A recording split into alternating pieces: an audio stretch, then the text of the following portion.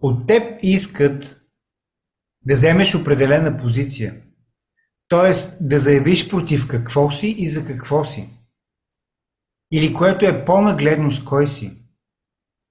С тея отляво или с тея отдясно.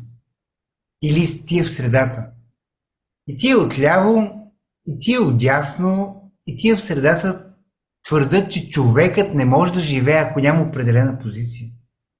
Така, спирам те тук само за да повторим последното изречение. Вече казахме в предишното, с тези от ляво, с тези от дясно или с тези в средата.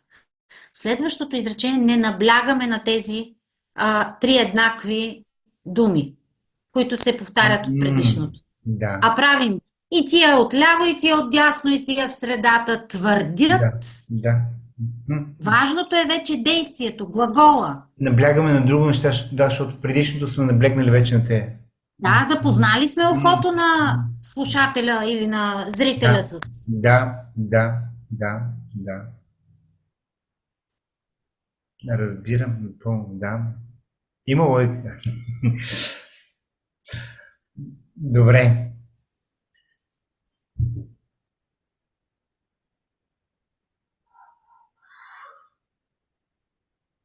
Да, е само от част от... Както От, искаш. от теб искат да вземеш от теб искат да вземеш определена позиция. Тоест да заявиш против какво си и за какво си. Или, което е по-нагледно, с кой си. С тея отляво, с тея отдясно или с тия в средата.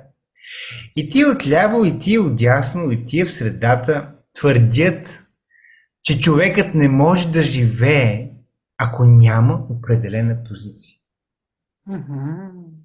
Че неговите отношения с другите човеци и обществото ще бъде пълен хаос. Точка.